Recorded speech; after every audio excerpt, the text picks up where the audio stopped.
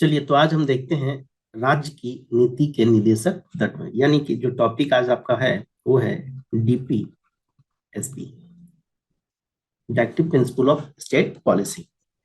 देखो, इसमें देखोगे कि जो प्रीवियस ईयर्स के पेपर्स हैं, जो भी पीवाई क्यू क्वेश्चंस है, चाहे वो यूपीपीसीएस का हो, यूपीएससी का हो, आपका बीपीएससी का हो, यहाँ भी सब क्वेश्चंस अच्छे खासे पूछे गए हैं। ठीक है, ज्यादा कंटेंट इसमें नहीं है, लेकिन क्वेश्चंस की मात्रा यहाँ भी सफिशियंट है, जिसको आप देख सकते हैं। ठीक है, तो चलिए, सबसे पहली बात तो यह ध्यान में रखना है कि भारत के संविधान में जो भाग 4 है आपका, भाग 4 में आर्टिकल अनुच्छेद 36 से 51 के तहत नीति निदेशक तत्वों के प्रावधान किए गए हैं। तो एक तो क्वेश्चन आपका यहाँ से बन जाता है। दूसरा, भारतीय संविधान में नीति निदेशक तत्व लिए कहां से गए? तो आयरलैंड के संविधान से। नीति निदेशक तत्वों में प्रकृति जो है अनुच्छेद 37 से स्पष्ट होती है कि उसकी प्रकृति कैसी है, यानी नीति निदेशक तत्वों के उपबंध न्यायालयों द्वारा लागू यानी इन्फोर्सेबल नहीं है। जैसा कि हमने फंडामेंटल राइट में देखा था कि आपका फंडामेंटल राइट का वायलेशन होता है तो you can go with the high court and the supreme court. ठीक है, आप सुप्रीम कोर्ट में जा सकते हो, सर्वोच्च न्यायालय में जा सकते हो, और आप उच्च न्यायालय में भी जा सकते हैं। दूसरा कहता है, एक क्वेश्चन यहां से क्या बनेगा, क्वेश्चन यह बनेगा कि प्रकृति जो है कैसा है डीपीएसपी। तो देखो, यहाँ क्वेश्चन पूछा जा सकता है, ये यदि बनाएंगे इस तरह से क्वेश्चन बना सकते हैं कि जो डीपीएसपी है उसकी प्रकृति कैसा है, नेचर कैसा है, इन्फोर्सेबल है, नॉट इन्फोर्सेबल है, तो ये पता चलता है आर्टिकल 37 के तहत। दूसरा बात कहता है कि इसके सिद्धांत देश के संचालन में मूलभूत फंडामेंटल है। देश कैसे संचालित होगा, किस दिशा में होगा, देश का कार्य क्या होगा, राज्य के क्या कर्तव्य होंगे, एक तरह से ये एक रूपरेखा बनाने का काम करती है। तीसरा स्टेटमेंट कहता है कि राज्य का यह कर्तव्य है कि वह इन सिद्धांतों को कानून बनाकर लागू करें। क्लियर? अनुच्छेद 38 जो आर्टिकल 38 है, यह कहता है कि राज्य लोक कल्याण की अभिवृद्धि के लिए सामाजिक व्यवस्था बनाएगा। अनुच्छेद 39 यानी 39वीं कहता है राज्य द्वारा अनुसरणीय कुछ नीति निदेशक तत्व हैं, जैसे कि पुरुष स्त्री के समान रूप से आजीविका प्राप्त करे। तो देखो, पुरुष और स्त्री के समान रूप से आजीविका की बात करेगा कहाँ, आर्टिकल 39 में। तो इस तरह से बात याद रखिएगा, ये हो सकता है एग्जामिनेशन में इस तरह से क्वेश्चन आपसे पूछा जा सकता है। भौतिक संसाधनों को जो वितरणकारी न्याय उपलब्ध हो, आर्थिक विकेंद्रीकरण की बात कर रहा है, यहाँ पे आप देख रहे होंगे वितरणकारी न्याय आर्थिक विकेंद्रीकरण की बात करता है, और स्त्री पुरुष को समान कार्य के लिए समान वेतन प्राप्त हो, बालकों हेतु कल्याणप्रद कार्य किए जा सके। उसके बाद आप देखते हो कि अनुच्छेद 39 क में समान न्याय और निःशुल्क विधिक सहायता का प्रावधान करता है। अनुच्छेद 40 के अनुसार राज्य ग्राम पंचायतों के गठन का प्रयास करेगा। अनुच्छेद 41 के अनुसार राज्य कुछ दशाओं में काम, शिक्षा और लोक सहायता पाने के अधिकार को प्राप्त करने की प्रभावी उपबंध करेगा। यह भी आपका आर्टिकल 41 कहता है। वहीं देखते हैं कि आर्टिकल 42 जो है उसके अनुसार राज्य काम को न्याय संगत मानवोचित दशाओं तथा प्रसूति सहायता के लिए प्रावधान करेगा। तो आर्टिकल 42। उसके बाद आप देखते हैं कि आर्टिकल 43 जो है इसके अनुसार राज्य जो है कर्मकारों को उचित मजदूरी तथा कुटीर उद्योगों के संवर्धन का प्रयास करेगा। यह है आर्टिकल आपका 43। उसके पास आप देखते हो अनुच्छेद 48 क में कहा गया कि राज्य उद्योगों के प्रबंधन में कर्मकारों की भागीदारी भी सुनिश्चित करेगा। तो ऐसा नहीं कि उद्योग का प्रबंधन है तो उसमें बाहरी लोग आकर के करें, मतलब इनका भी सुनिश्चित किया जाएगा। अनुच्छेद 44 के अनुसार कहता है कि राज्य भारत के संपूर्ण राज्य क्षेत्र में नागरिक के लिए समान सिविल संहिता की बात होगा। और अभी आप देख रहे हो कि न्यूज में है, यूनिफॉर्म सिविल कोड की बात हम कर रहे हैं, समान सिविल संहिता की बात कर रहे हैं, ये ध्यान रखना है। दूसरा, अनुच्छेद 45 के अनुसार राज्य 6 वर्ष से कम आयु के बालकों के लिए प्रारंभिक बाल्यावस्था, देखरेख और शिक्षा का प्रबंधन करेगा। यह आर्टिकल 45 में डीपीएसपी में कहा गया है। तो जब हम फंडामेंटल राइट वाले में बात किए थे तो हमने इसके उदाहरण आपको वहां पे भी कोट किया था। उसके बाद आप देखते हो अनुच्छेद 46 के अंतर्गत राज्य अनुसूचित जातियों, अनुसूचित जनजातियों तथा अन्य दुर्बल वर्गों हेतु शिक्षा और आर्थिक, ध्यान रखिएगा लाइन दिया है, शिक्षा एजुकेशन इकोनॉमिक कंडीशन में वृद्धि का प्रयास करेगा। और साथ ही अनुच्छेद 47 के अंतर्गत राज्य लोगों को, लोगों के पोषाहार स्तर, जीवन स्तर को ऊंचा करने में, लोक स्वास्थ्य आदि सुधारने का प्रयास करेगा। अनुच्छेद 48 के अंतर्गत राज्य कृषि और पशुपालन को आधुनिक तथा वैज्ञानिक ढंग से संगठित करने का प्रयास करेगा। तो आर्टिकल 48 के तहत क्या करेगा, राज्य का काम क्या है, कृषि और पशुपालन, ठीक है, उसको आधुनिकरण वैज्ञानिक ढंग से संगठित करने का प्रयास करेगा। एक तरह से देखोगे कि गांधी की जो विचारधारा थी ना, उसको कहीं ना कहीं यहाँ पे समायोजित करने का प्रयास करता है, क्योंकि डीपीएससी में समाजवादी गांधीवादी विचारधारा का भी सम्मिश्रण आपको दिखा जाता है। क्योंकि देखो ऐसी कंडीशन नहीं थी, जब भारत आजाद हुआ था तो ऐसी कंडीशन नहीं थी कि हर चीज को हम लागू कर सके। तो हमने एक फ्यूचर प्लान्स के तहत भी, और आगे की गवर्नमेंट जो आएगी उसको एक दिशा निर्देश के रूप में टॉर्च वेरियर का काम करता है आपका डीपीएसपी। क्लियर है, की बात को आप याद रखिएगा। गाय बछड़ों और अन्य दुधारू और वाहक मवेशियों के वध को प्रतिषेध करने का प्रयास करेगा। समझ में आ रही है, क्लियर कर रहा है कि दुधारू पशु, जो पशु दूध देते हैं, तो उनके वध के लिए भी प्रतिबंध करने का प्रयास करेगा, प्रतिषेध करने का प्रयास करेगा। और साथ ही आर्टिकल 48 क के अनुसार राज्य देश के पर्यावरण के संरक्षण और संवर्धन का तथा वन एवं वन्य जीवों की रक्षा करने का प्रयास करेगा। अब एक बात मैं यहाँ पे कह रहा हूँ कि यहाँ पे जब हम राज्य की बात कर रहे हैं तो ये कोई यूपी बिहार बंगाल पश्चिम बंगाल की बात नहीं हो रही। राज्य में राज्य भी, केंद्र की सरकार भी आती है, राज्य सरकारें भी आती है, और राज्य के कर्मचारी भी आते हैं। तो ध्यान रखिएगा, राज्य का मतलब यहाँ क्या कोई स्पेसिफिक स्टेट से मतलब नहीं है।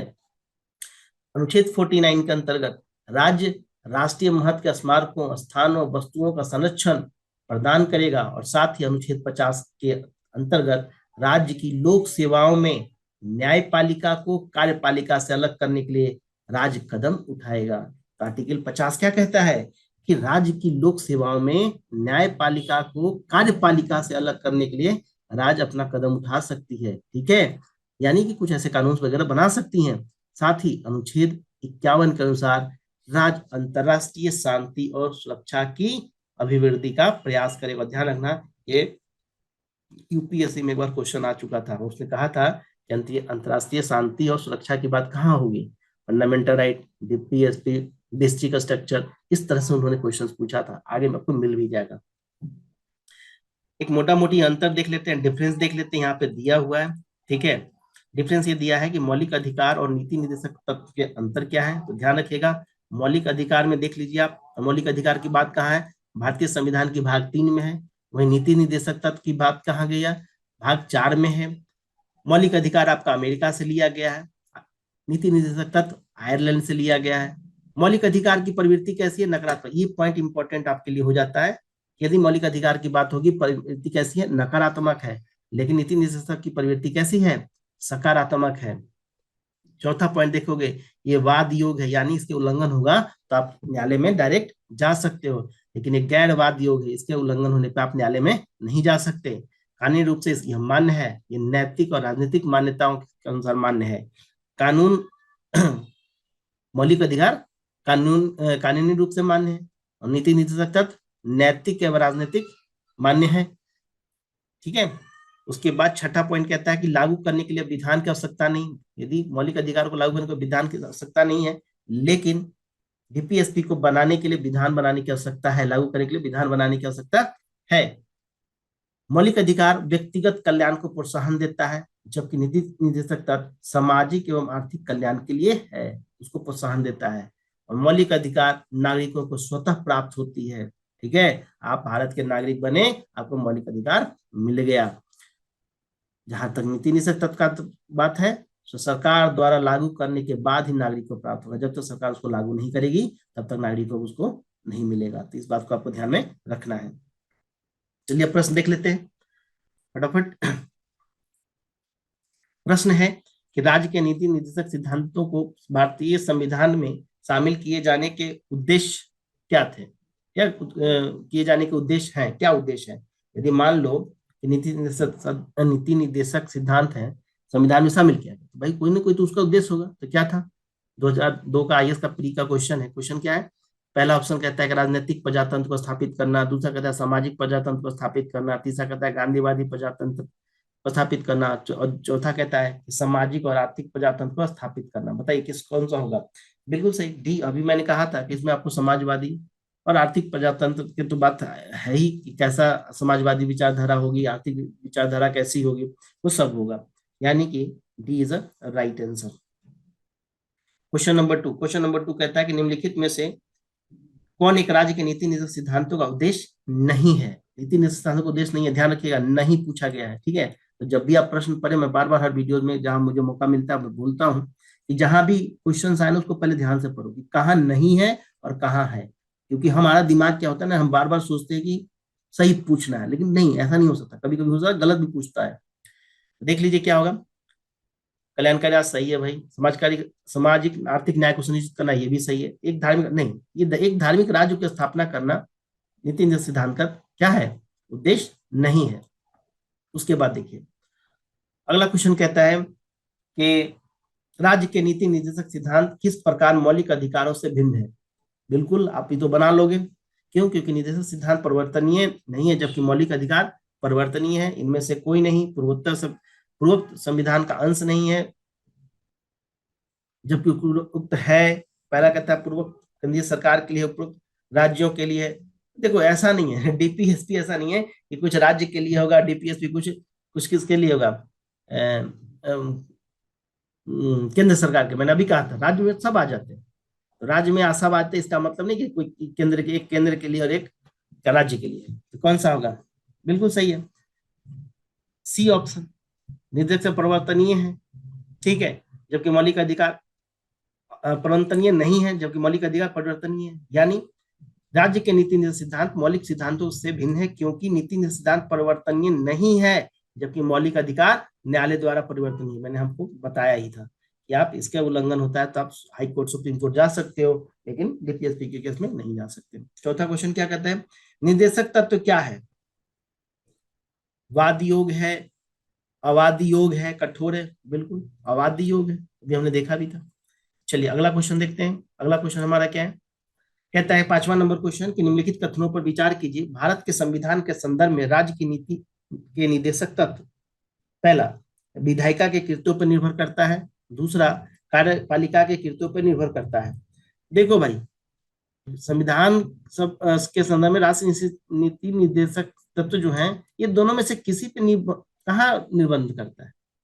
निर्बंधन तो यहाँ लगा ही नहीं रहा है ना, इसीलिए तो ये सकारात्मक है ना। देखिए यहाँ पे आंसर क्या हो जाएगा? D is a right answer, 5वां का डी। 2017 का ही क्वेश्चन है। राज्य के नीति निर्देशक तत्व विधायिका, कार्यपालिका और संवैधानिक मामलों में राज्य के लिए सिफारिशें हैं कि राज्य ऐसा करे। क्यों? क्योंकि एमसी शीतलवार जो थे उनके अनुसार निदेशक तत्व कोई विधिक अधिकार एवं कानूनी उपचार नहीं बताते, ये सभी राज्य क्रियाओं, विधायिका या कार्यपालिका के प्रभुत्व पृष्ठभूमि का निर्माण करते कि राज्य की किस दिशा की ओर कार्य, एक टॉर्च बेरियर का काम कर रहा है। टॉर्च बेरियर समझते हैं ना, टॉर्च दिखाने का काम। अंधेरा में आप हो, किधर जाओगे? लेफ्ट जाओगे, राइट जाओगे, आगे जाओगे, पीछे कहाँ जाओगे? तो टॉर्च से क्या होता है? आपका रास्ता दिखता है ना। ठीक है। 6वां नंबर क्वेश्चन, भारत के संविधान के भाग 4 में अंतर्निहित प्रावधानों के संदर्भ में निम्नलिखित कथनों में से कौन से सही है? इसकी बात आपको करनी है, ठीक है। अब बताइए कौन से सही है? न्यायालय द्वारा परिवर्तनीय होंगे? अरे नहीं होगा भाई, पहला ही स्टेटमेंट कट गया, ठीक है। किसी न्यायालय द्वारा परिवर्तनीय नहीं, ये बात सही है। भाग के अधिकृत सिद्धांत राज्य के द्वारा कानून बनाने प्रभावित करेंगे, बिल्कुल सही है, यानी D is a right answer. Clear है? चलिए अगला क्वेश्चन देखते हैं। क्वेश्चन नंबर 7 कहता है कि राज्य के नीति निर्देशक तत्वों के बारे में निम्नलिखित कथनों पर विचार कीजिए। पहला कि ये तत्व देश के सामाजिक आर्थिक लोकतंत्र की व्याख्या करते हैं। दूसरा, इन तत्वों में अंतर्विष उपबंध किसी न्यायालय द्वारा परिवर्तनीय नहीं, इन्फोर्सेबल नहीं है। दोनों दोनों स्टेटमेंट क्या है? राइट स्टेटमेंट है, यानी answer is a C, 1 and 2। चलिए 8वां नंबर क्वेश्चन, कल्याणकारी राज्य की संकल्पना का समावेश भारत के संविधान में दिखता है? बिल्कुल सही, राज्य के नीति निर्देशक तत्व में ही हमें दिखता है कल्याणकारी राज्य। क्वेश्चन नंबर 9 कहता है आपको कि भारत के संविधान का कौन सा भाग कल्याणकारी राज्य के आदर्श को, ये तो सेम क्वेश्चन ही रिपीट ही हो गया। आंसर इज नीति निर्देशक, दूसरा ऑप्शन देखने की जरूरत नहीं है। क्लियर? चलिए 10वां नंबर क्वेश्चन, संविधान का कौन सा भाग कल्याणकारी राज्य देख रहे हैं सेम क्वेश्चंस आ रहे हैं बार बार सा बार बार, है ना। तो समझ जाइएगा, क्लियर है। यहाँ से क्वेश्चन आएगा तो आपका आप छूटना नहीं चाहिए। घुमा फिरा के देखना क्वेश्चन यहीं से पूछेंगे, ठीक है। नहीं होगा तो दो चार आर्टिकल को एक साथ मिला करके पूछ ले, ठीक है। या हो सकता है कुछ कंसेप्ट बेस पे पूछ ले, परिवर्तनीय है अपरिवर्तनीय है, बाद योग अबाध योग, तो ये सब ध्यान रखिएगा। इस तरह से क्वेश्चन आपके पूछे जा सकते हैं। क्वेश्चन नंबर 11 कहता है कि भारत के कल्याणकारी राज्य होने का विचार पाया जाता है। सेम क्वेश्चन ही सब, ठीक है। अब एक चीज ध्यान रखना यहाँ पे, भारत के कल्याणकारी राज्य होने का विचार पाया जाता है संविधान की प्रस्तावना में, मौलिक अधिकार में, राज्य के नीति निर्देशक तत्व में।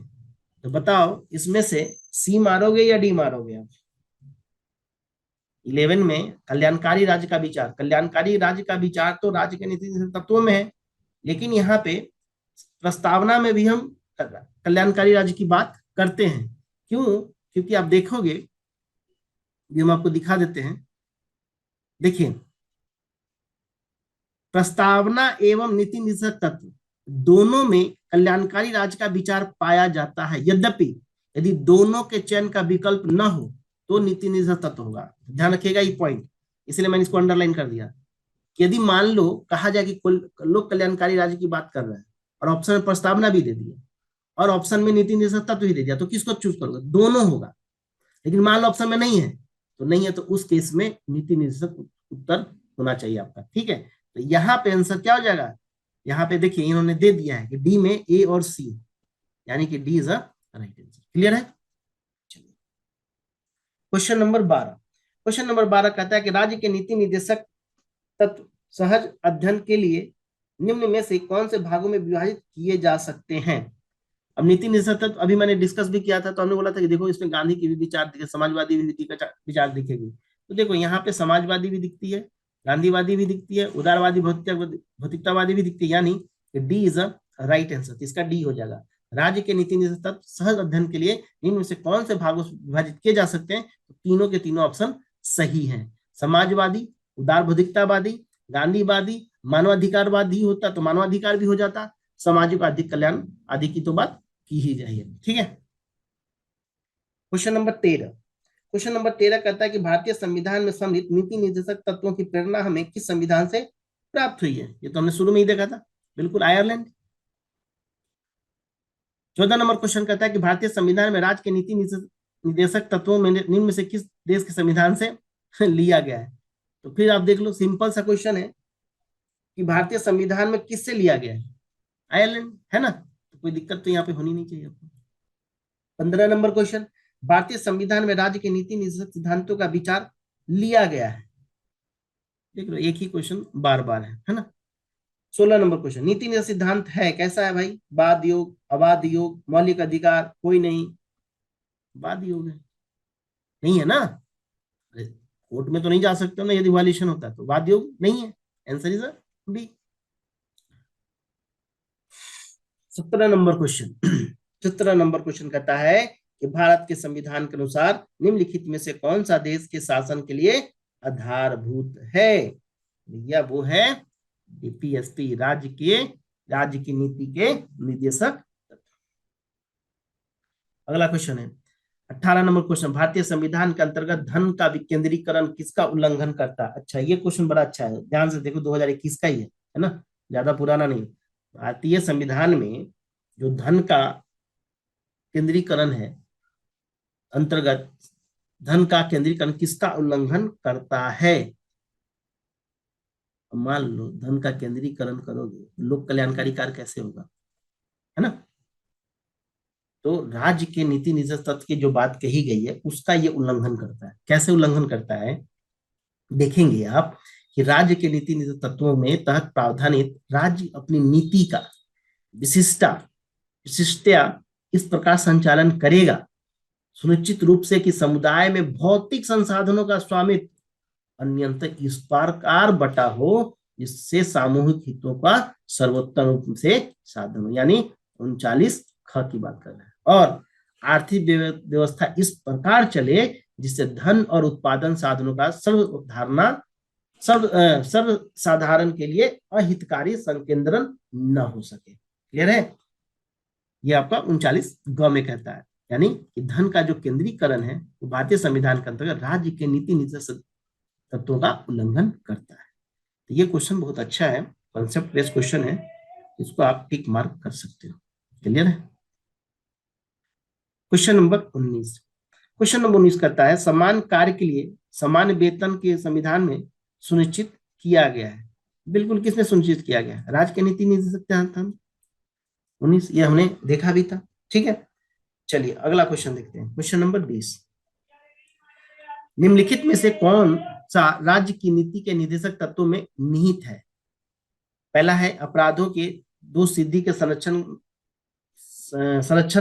से संबंध में प्राणदेह स्वतंत्रता का संरक्षण। तीसरा कह रहा है अल्पसंख्यक वर्गों के हितों का संरक्षण। देखो ये सब नहीं है, क्योंकि ये सब के लिए अलग अलग आर्टिकल है, हमने पढ़ा है ना। D is the right answer. क्यों? क्योंकि पुरुषों स्त्रियों दोनों का समान कार्य समान वेतन की बात इसमें की गई है। क्वेश्चन नंबर 21 यूपीपीसीएस का ही क्वेश्चन है, बहुत इंपॉर्टेंट, मेंस 2014 का क्वेश्चन है। एक कौन सा एक इसमें से एक मौलिक अधिकार नहीं है? उत्पीड़न के खिलाफ अधिकार, समान काम के लिए समान वेतन, कानून के समक्ष बराबरी, है ना। अब बताओ, समान काम के लिए समान वेतन किसका? डीपीएसपी का बात है, आंसर ऐसे ही मिल गया आपका। Question number 22। क्वेश्चन नंबर 22 कहता है कि भारत में निम्नलिखित में से किसके अंतर्गत पंचायती राज प्रणाली की व्यवस्था की गई है? ये हमने अभी पढ़ा था, है ना, डीपीएसपी में इसकी बात की गई है। ठीक है, तो 22 का हो गया आपका सी ऑप्शन। ठीक है, अभी हमने देखा था ना। निम्न में से कौन सा अनुच्छेद पंचायत के गठन के राज्य सरकारों को निर्देश देता है? अनुच्छेद 40। क्लियर है। ठीक, बीपीएससी में पूछा था 2018 में। चलिए 23 नंबर क्वेश्चन, अगला क्वेश्चन देखते हैं भाई। क्वेश्चन नंबर 24 कहाँ गया? ये रहा 24। फिर वही सेम क्वेश्चन है। इतना तो ब्रिलियंट आप लोग हो ही गए नहीं। राज्य सरकार को ग्राम पंचायतों को संगठित करने के लिए निर्देशित करता है। अनुच्छेद 40, ग्राम पंचायत के लिए 40, है ना। अली बाबा और 40 चोर, है ना। देखते नहीं पंचायतों में तो यही तो होता है, तो याद रखना, अली बाबा 40 चोर, कहाँ? Panchayat. Question number 25 number, Bharat के संविधान के अंतर्गत ग्राम पंचायतों का गठन, है ना। फिर सेम ही क्वेश्चन है। भारत के संविधान के अंतर्गत ग्राम पंचायतों का गठन किसमें बात करोगे? सी, निर्देशक सिद्धांत। ठीक है, चलिए 26 नंबर क्वेश्चन देखिए। चलिए क्वेश्चन नंबर 26 को देखते हैं। 26 नंबर क्वेश्चन देखो, यहाँ पे मैच करने के लिए दे दिया है ना। तो बताओ ग्राम पंचायत का गठन किसमें है? आर्टिकल 40 में है। समान आचार संहिता आर्टिकल 44। कृषि एवं पशुपालन संगठन, है ना, कृषि एवं पशुपालन किससे संबंधित है? आर्टिकल 48। ठीक है, न्यायपालिका आर्टिकल 50, अंतर्राष्ट्रीय संबंध में शांति वगैरह का विकास की बात कर रहा है 51। अब मैच करा लो तो कौन सा किसने मैच कर रहा है? तो इनमें से अब ए का तो 40 हो, ए का 40 हो गया, मतलब ए का 5 हो गया। ठीक है, समानाचार संहिता 1 हो गया। तो भाई ए का 5 और बी का 1, ए का 5 और बी का 1 तो कहीं है ही नहीं, है ना, क्योंकि ए का 5 तो बी में ही है। यानी answer is a right answer, उपयुक्त में से कोई नहीं, है ना। चलिए अगला क्वेश्चन देखते हैं। Question number 27। क्वेश्चन नंबर 27 क्या कहता है? कह रहा है 27, फिर इसमें भी मैच कराना है आपको। आर्टिकल 40 सिंपल, ग्राम पंचायत के गठन की बात करा तो ए का तो 1 हो गया।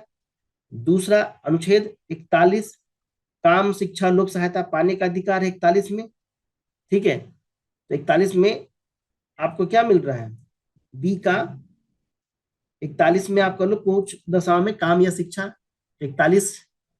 और 44 नंबर आर्टिकल 44, नागरिकों के समान नागरिक संहिता, तो समान नागरिक संहिता 44, मतलब सी का 3, तो सी का 3 देख लो, सी का 3 यहाँ भी है, और तो कहीं सी का 3 है नहीं।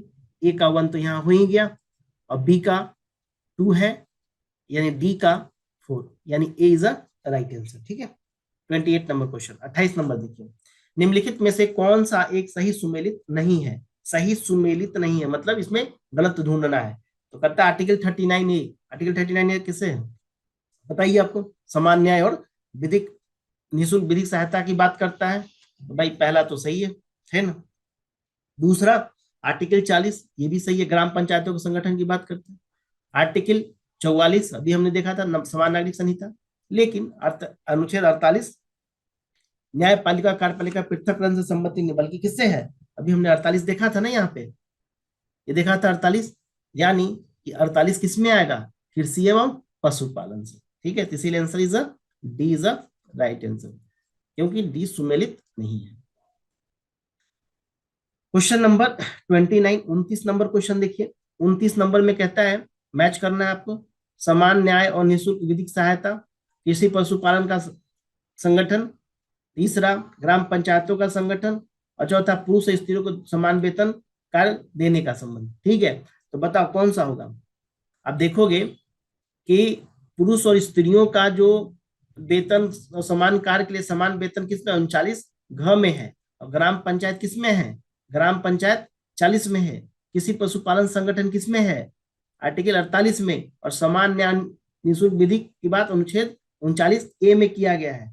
ठीक है, तो इस तरह से आपका आंसर क्या हो जाएगा, आपको क्या पूछा जा रहा है, आपसे पूछा जा रहा है कि वर्णित सुमेलित युग्म में पहचानिए, मतलब वर्णित तत्वों के सुमेलित युग्म पहचानिए।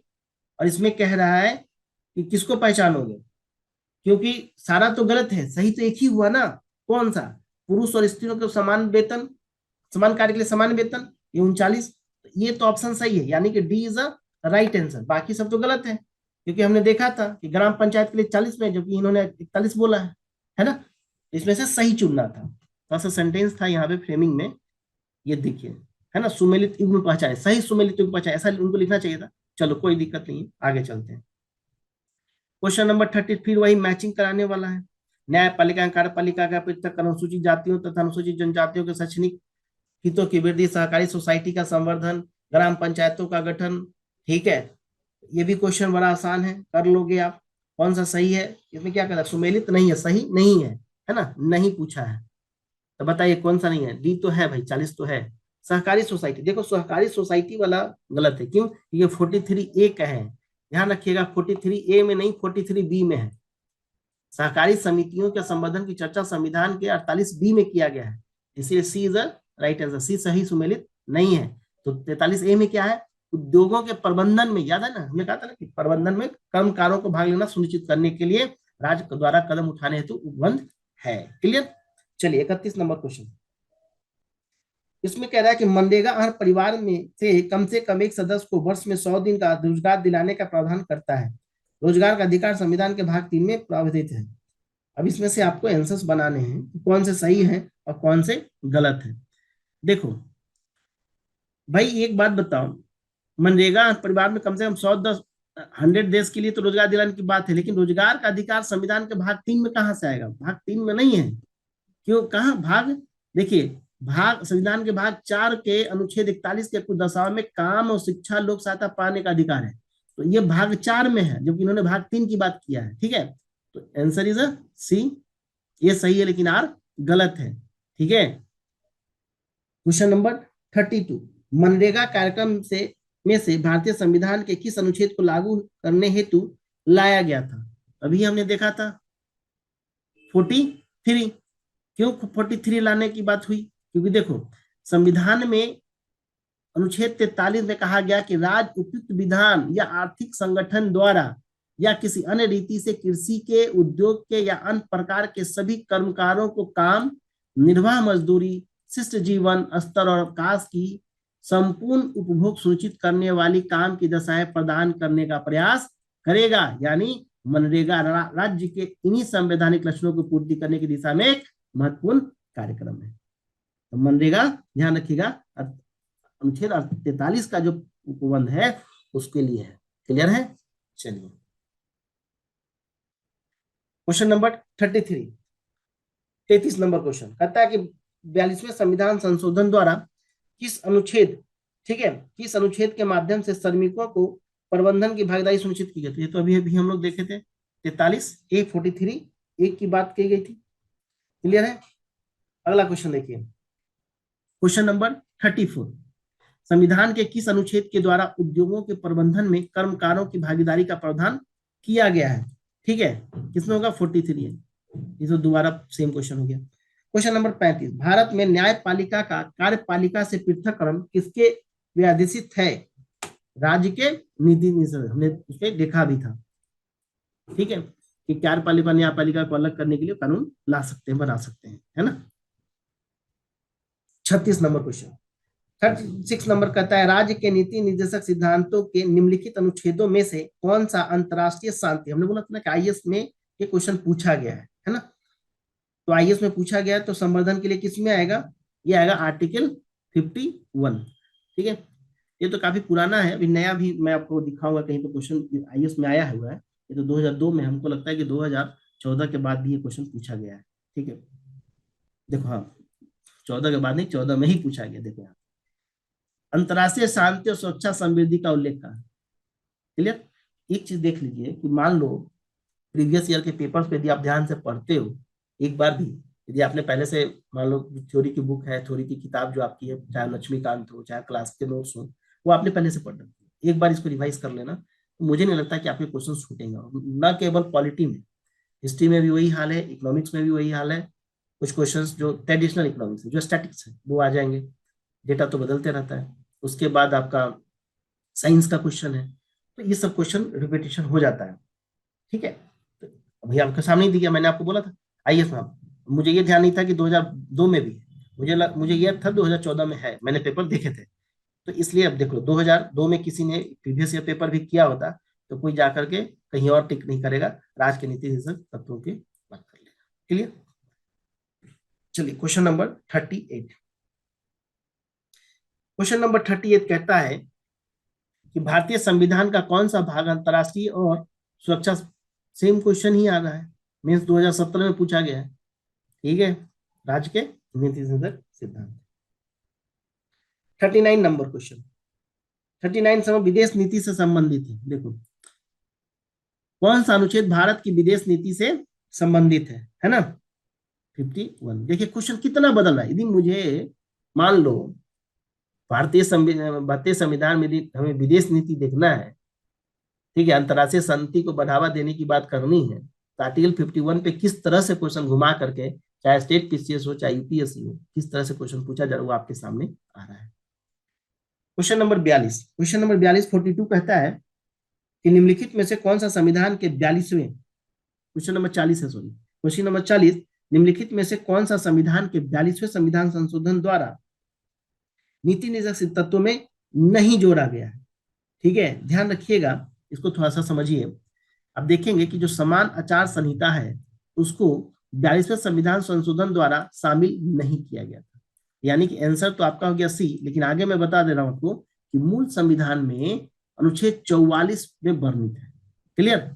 निम्नलिखित प्रावधानों में 42वें संविधान संशोधन अधिनियम द्वारा नीति निर्देशक तत्वों में जोड़े गए हैं, क्या जोड़े गए हैं, यह ध्यान रखिएगा। हो सकता है यहां से क्वेश्चन पूछे कि 42वें संविधान संशोधन अधिनियम द्वारा नीति निर्देशक तत्वों में जोड़े गए हैं, और 4 ऑप्शन दे उसमें से पूछ लेगा क्या जोड़ा गया। ध्यान से देखो, बच्चों को स्वस्थ विकास के अवसर और सुविधाएं तथा शोषण से बच्चों एवं अल्पवयस्क व्यक्तियों को सुरक्षा प्रदान करना, यानी आर्टिकल 39 च, समान न्याय और तथा निःशुल्क कानूनी सहायता, अनुच्छेद 39 क, उद्योगों के प्रबंधन में श्रमिकों की भागीदारी, अनुच्छेद 43 क, और पर्यावरण का संरक्षण तथा संवर्धन एवं वन तथा वन जीवों की रक्षा, अनुच्छेद 48 का। तो ध्यान रखिएगा, ये बहुत इंपॉर्टेंट आपका हो जाता है, यहां से इस प्रकार से प्रश्न पूछे जा सकते हैं। क्लियर है। चलिए अगला क्वेश्चन देखते हैं, क्वेश्चन नंबर 41, 41 कहता है कि संविधान के 42वें संशोधन द्वारा निम्नलिखित में कौन सा सिद्धांत तत्व में जोड़ा गया। देखो आ गया ना, कौन सा तत्व जोड़ा गया, अभी हमने आपको बोला था। देखिए 41 में कौन सा आएगा, उद्योग एवं प्रबंधन में कामगारों की सहभागिता। क्लियर है। चलिए नेक्स्ट क्वेश्चन देखते हैं। अच्छा एक बात और याद रखिएगा, ये 2017 का ही क्वेश्चन, ज्यादा पुराना क्वेश्चन नहीं है, यूपीएससी का क्वेश्चन 2017 का ही क्वेश्चन है। क्लियर है। एक बार और देख लें, चलिए एक बार और देख लेते हैं क्या क्या ऐड करना है। देखो बच्चों का स्वस्थ विकास के अवसर और सुविधाएं तथा शोषण तथा बच्चों में अल्पवयस्क व्यक्तियों की सुरक्षा, अनुच्छेद 39 च, समान न्याय तथा निःशुल्क कानूनी सहायता, अनुच्छेद 39 क, उद्योगों के प्रबंधन में श्रमिकों की भागीदारी, और अनुच्छेद 43 क और पर्यावरण संरक्षण तथा संवर्धन वन तथा वन जीवों की रक्षा अनुच्छेद 43 क। क्लियर है? तो ये सब चीजें याद रखिएगा कि कहाँ पे है और कहाँ पे नहीं है। ठीक है, क्या जोड़े गए हैं और क्या नहीं जोड़े गए। तो यहाँ से क्वेश्चन इसमें आपको पूछा जा सकता है। क्लियर है? चलिए अब आगे देखें।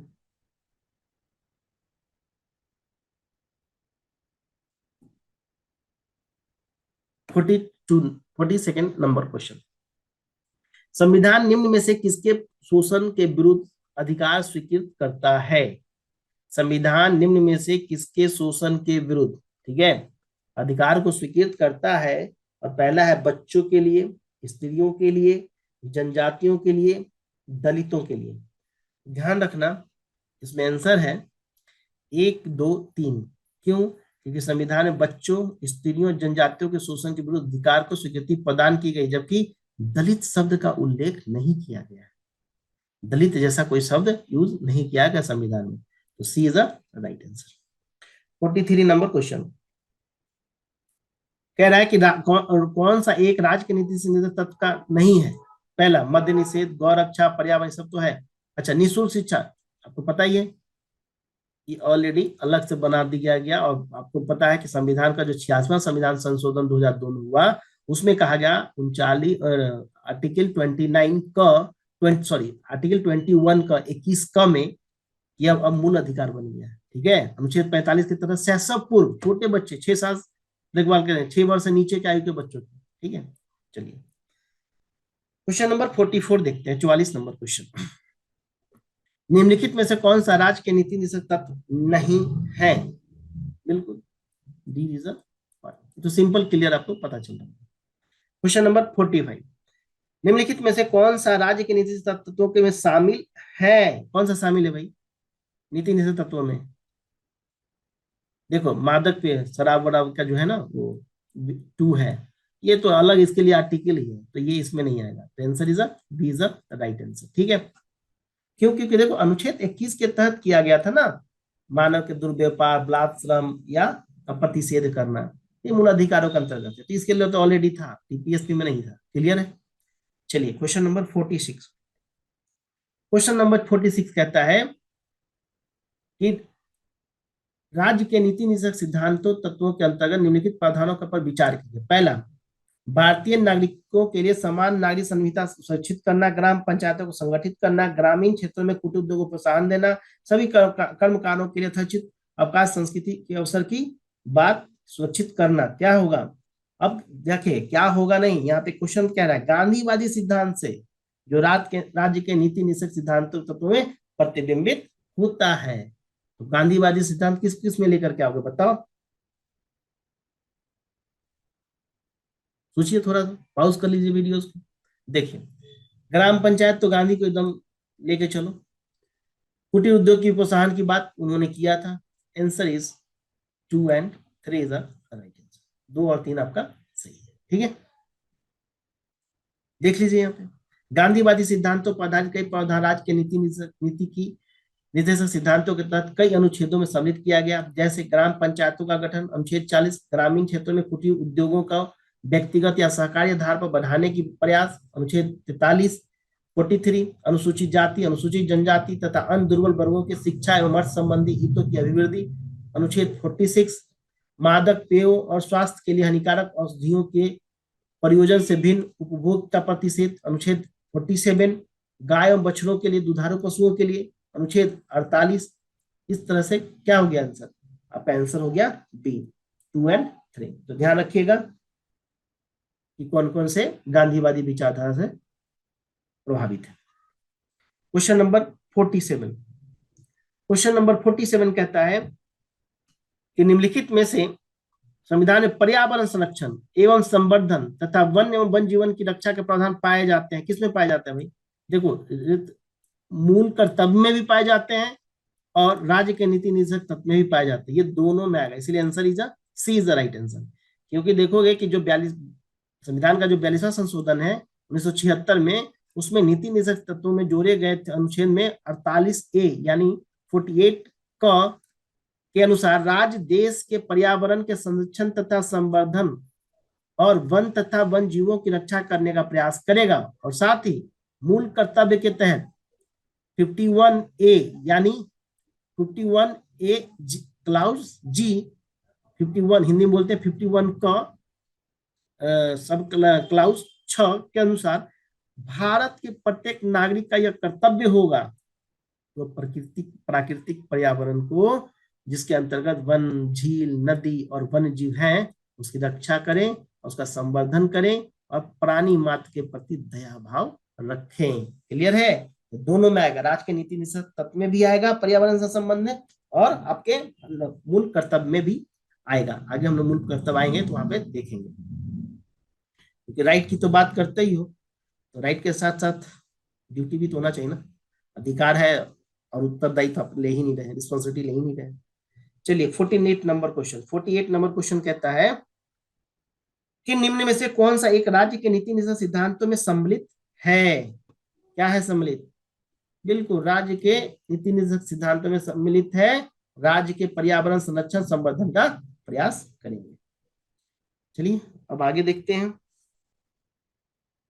49 नंबर क्वेश्चन, राज्य के नीति निषेध सिद्धांतों में निम्न में से किसके बारे में संविधान शांत रहता, मतलब कुछ कहता होता नहीं है क्या? है ना, शांत है। किसके बारे में? प्रौढ़ शिक्षा, कर्मकारों की निर्वाह मजदूरी, जब इन सब के बारे में बात करता है, ये तीनों के बारे में बात करते हैं, लेकिन प्रौढ़ शिक्षा के बारे में, एडल्ट एजुकेशन के बारे में बात नहीं करता। ध्यान रखिएगा, प्रौढ़ शिक्षा का प्रावधान शामिल नहीं है। क्लियर है? चलिए आगे 50 नंबर क्वेश्चन नंबर 50, निम्नलिखित में से कौन सा एक राज्य या कौन सा एक राज्य का नीति निर्देशक सिद्धांत संविधान में बाद में जोड़ा गया? तो बाद में कौन सा जोड़ा गया भाई? तो बाद में क्या जोड़ा गया? मुफ्त कानूनी सलाह बाद में जोड़ा गया। क्यों? क्योंकि 42वें संविधान संशोधन 1976 द्वारा संविधान के भाग 4 में जो अनुच्छेद 39 है, उसमें कहा गया कि गरीबों के लिए मुफ्त कानूनी सलाह, समान न्याय और निःशुल्क विधिक सहायता का प्रावधान किया गया है। तो ध्यान रखिएगा, आर्टिकल एक तो आर्टिकल 39 और दूसरा ये मूल वाले में नहीं था, बाद में जोड़ा गया। ठीक है। 51, राष्ट्रीय विधिक सेवा प्राधिकरण के अंतर्गत के संदर्भ में निम्नलिखित कथनों पर विचार कीजिए। आईएएस 2013 का क्वेश्चन है, प्री का। ठीक है। पहला, इसका उद्देश्य समान अवसरों की व्याख्या, समान अवसरों के आधार पर समाज के कमजोर वर्गों को इसको समक्ष विधिक सेवा, तो अभी के एक्सप्लेनेशन से ही आपको समझ में आ गया कि उद्देश्य क्या है। समान अवसरों के आधार पर समाज के कमजोर वर्गों को निःशुल्क एवं सक्षम विधिक सेवाएं उपलब्ध कराना, तो पहला सही है भाई। दूसरा, राज्य या देश भर में विधिक कार्यक्रमों और योजनाओं को लागू करने के लिए राज्य विधिक सेवा प्राधिकरणों को निर्देश जारी करता है, ये भी बात सही है। ठीक है, answer is C is a right answer. क्योंकि 39 क के अनुसार अनुसरण में भारत राष्ट्रीय विधिक सेवा प्राधिकरण समाज के कमजोर वर्गों को निःशुल्क एवं सक्षम विधिक सेवाएं उपलब्ध कराता है, और साथ ही देश भर में विधिक कार्यक्रमों और योजनाओं को लागू करने और राज्य विधिक सेवा प्राधिकरणों को निर्देश एवं वित्तीय अनुदान प्रदान करता है, यानी सी इज आपका राइट आंसर हो जाएगा 51 का। ठीक है। अब चलिए आगे देखते हैं क्वेश्चन नंबर 52, भारत में विधिक सेवा प्रदान करने वाले प्राधिकरण लीगल सर्विस अथॉरिटी के बारे में कौन से कथन सही है? ये ध्यान रखिएगा, एक प्री 2020 का क्वेश्चन है आईएएस का। कह रहा है, इसको थोड़ा सा देखना पड़ेगा, क्योंकि देखो इसके लिए क्या करना कि जो भी लक्ष्मीकांत में मिलेगा तो उससे देख लेना, नहीं तो इसमें एक बार ऐसे जो भी न्यूज, ऐसे जो क्वेश्चंस बनते हैं ना, ध्यान रखिएगा ये क्वेश्चन न्यूज वाले टॉपिक से बनेंगे, जो करंट का टॉपिक होगा ना उससे ये क्वेश्चंस बनते हैं। क्या है भाई इसका? देखो इसको पहले ध्यान से समझ लो। कहता है कि संविधान के जो राज्य के नीति निषेध सिद्धांतों के अंतर्गत अनुच्छेद 39(1) अनुसरण में भारत में विधिक सेवा प्रदान करने वाले प्राधिकरण विधिक सेवा प्राधिकरण अधिनियम 1987 की धारा 12 के अंतर्गत पात्र व्यक्ति जो उसके लिए एलिजिबल है, जो हर किसी को नहीं मिलेगा ना, तो जो उसके लिए एलिजिबल है, जो उसके लिए पात्र है, उन व्यक्तियों को निःशुल्क विधिक सेवा प्रदान करते हैं। निःशुल्क विधिक सेवा प्राप्त करने के लिए जो व्यक्ति पात्र होंगे सबको नहीं दिया जाएगा। किसको दिया जाएगा? महिला बच्चों को, अनुसूचित जाति जनजाति को, जो भूकंप पीड़ित है, सूखा पीड़ित है, उन लोगों के लिए, औद्योगिक कामगारों के लिए, मानसिक रोगी या दिव्यांग व्यक्ति जो दिव्यांग है, हिरासत में जो व्यक्ति रखा गया उनको भी दिया जा सकता है। वे व्यक्ति जिनकी वार्षिक आय केंद्र राज्य सरकार द्वारा अधिसूचित आय सीमा से कम है उनके लिए, और मानव तस्करी या बेगार से पीड़ित व्यक्ति के लिए। ध्यान रखिएगा, अब इसी में कहा गया कि यह सीमा कतिपय अपवादों के अतिरिक्त अधिकांश राज्यों में 1 लाख रुपए तक तथा कुछ राज्यों में 1.5 लाख रुपए तक, 1,50,000 रुपए तक या 3 लाख रुपए तक निर्धारित है। वहीं दिल्ली विधिक सेवा प्राधिकरण 1 लाख रुपए की कम वार्षिक आय वाले समान व्यक्ति को तथा 2 लाख रुपए से कम वार्षिक आय वाले ट्रांसजेंडर को निःशुल्क विधि सेवा प्रदान करता है। और तीसरा, दिल्ली विधिक सेवा प्राधिकरण 2 लाख से कम वार्षिक आय वाले वरिष्ठ नागरिकों को भी निःशुल्क विधि सेवा प्रदान करता है। इस केस में आंसर देखोगे कि पहला तो सही है और दूसरा भी सही, लेकिन ओबीसी जो लिख दिया ना ये गलत हो। ठीक है, तो answer is a right answer. तो ऐसे क्वेश्चंस ना आपको ट्रेडिशनल हो सके बुक में ना मिले आपको, कि करंट बेस्ड क्वेश्चंस होते हैं। तो जब भी कोई करेंट्स आप पढ़ते हो ना तो देख लेना कि कौन से विधि या कौन से कानून, कौन सा आर्टिकल न्यूज में, तो इसीलिए फिल्टर हो जाएगा। पूरा पढ़ेंगे इतने ज्यादा होंगे तो आप कैसे करोगे, तो ध्यान ये रखिएगा जब भी करंट पढ़िए उसको अंडरलाइन करिए कि पॉलिटी का है, और यहां से देखना। क्लियर। क्वेश्चन नंबर 53 कहता है कि निम्न में से राज्य के नीति सिद्धांतों में सम्मिलित नहीं है। बिल्कुल, सूचना का अधिकार कहां से सम्मिलित है, सूचना का अधिकार सम्मिलित नहीं है। ठीक है। क्वेश्चन नंबर 54 निम्नलिखित में से कौन सा नीति निषेध तत्व है, बताइए। धर्म की स्वतंत्रता, समान नारी संहिता, प्रेस की स्वतंत्रता, विधि के समझ समानता। कहता है कौन सा नीति निषेध तत्व है, बताइए किसको करोगे। ये तो सिंपल है भाई, है ना, समान नारी संहिता। बाकी सब तो भाई फंडामेंटल राइट है तुम्हारे, है ना। चलिए आगे देखते हैं। अनुच्छेद 44 याद रखिएगा, कॉमन सिविल कोड।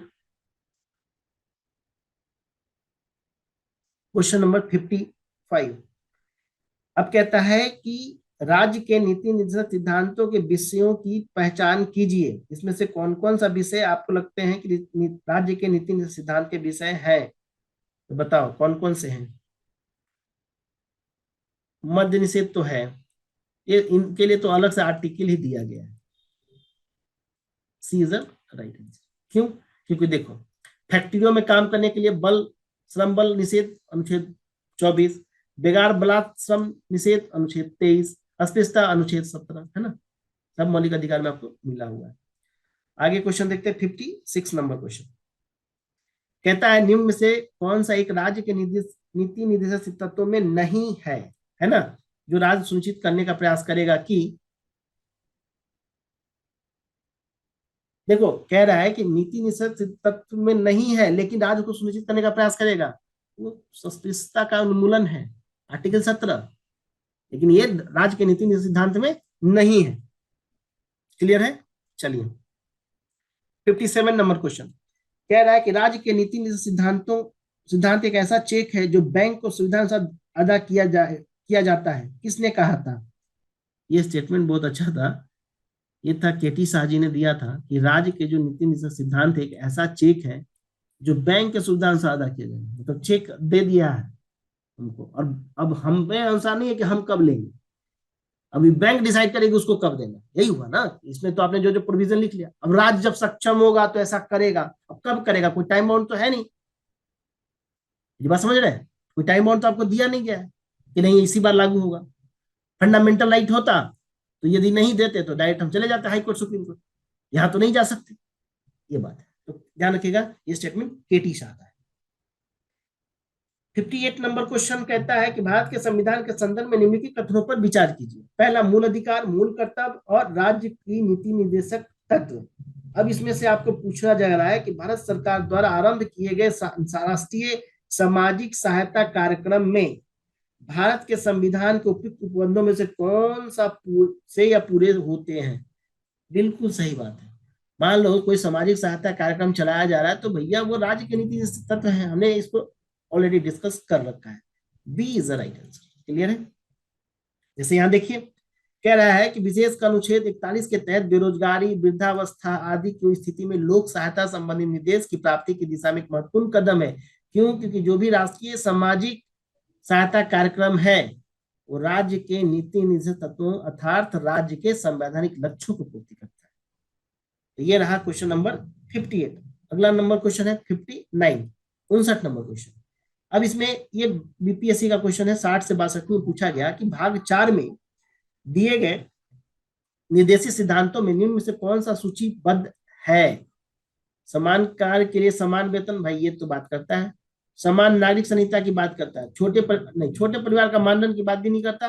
और प्राथमिक शिक्षा के स्तर पे मातृभाषा में शिक्षा, इसकी बात नहीं करता। यानी 1 और 2 तो आपका सही answer is a B is a right answer. तो यहां हमने 59 क्वेश्चंस थे जो आपको डीपीएसपी से पूछा गया था अभी तक प्रीवियस ईयर में, वो हमने यहाँ पे शामिल किया है। और अगले वीडियोस में फिर हम बात करेंगे, जो हम शुरू करेंगे मूल कर्तव्य का, कि भैया अधिकार कर्तव्य के बिना व्यर्थ है। आप हम लोग सभी लोग अधिकार अधिकार की बात, ये मेरा राइट है। अरे भाई राइट है तो तुम्हारा कुछ कर्तव्य भी तो बनता है ना। कर्तव्य को देखेंगे तो अगले क्लास में हम लोग बात करते हैं कर्तव्य को लेकर के।